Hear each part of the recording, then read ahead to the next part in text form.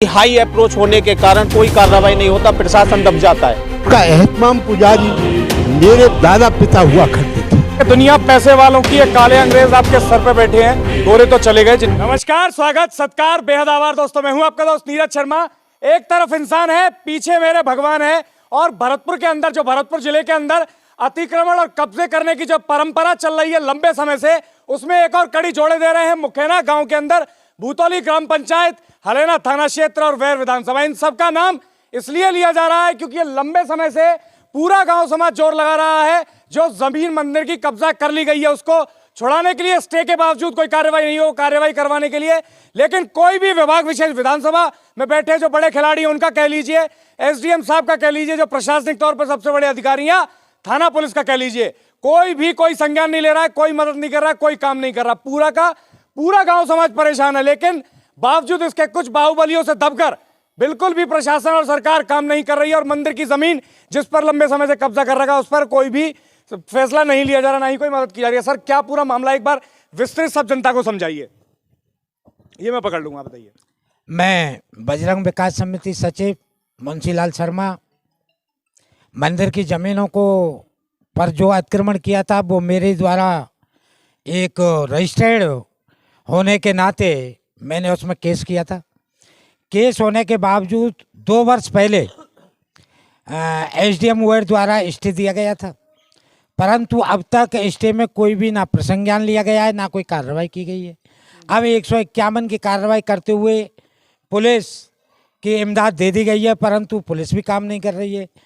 जाने क्या बात है, किससे प्रशासन दबा हुआ है, कोई पता नहीं। काम कब होगा कब नहीं होगा ये नहीं कह सकते। टोटल कितनी जमीन है साहब मंदिर की?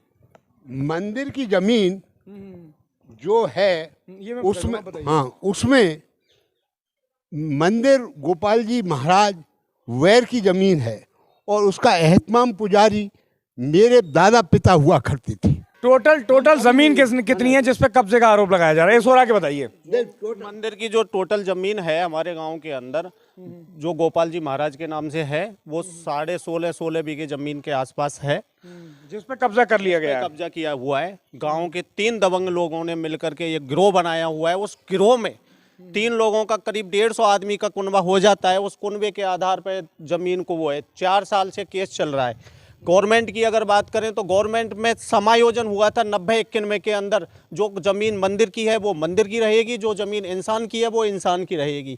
उसके बावजूद भी प्रशासन ना, जो जिन लोगों ने कब्जा किया है वो इस बात को मानने को तैयार नहीं है। कौन से कोर्ट को मानेंगे? कौन सा अलग से कोर्ट खुलेगा? ऐसा स्टे कौन से कोर्ट से मिली आपको? जो स्टे पे आप कोर्ट से 18/11/2020 का स्टे है, जिस पर आज तक कोई कार्रवाई नहीं हो रही है, ना एसडीएम के द्वारा, ना तहसीलदार साहब के द्वारा। तो जाते नहीं आप उन लोगों के पास में कार्रवाई नहीं हो? भैया कार्रवाई क्यों नहीं कर रहे हो? ये रहा ऑर्डर कोर्ट का। आपके पास जाते हैं तो एसडीएम साहब का कहना है कि हर रोज की तारीख लीजिए, कार्रवाई। कभी बीसी का बहाना लेकर के खड़े होके चले जाते हैं, कभी कहते हैं मैं मंत्री साहब का प्रोटोकॉल है वहां जा रहा हूं, कोई कार्रवाई नहीं होती उसमें।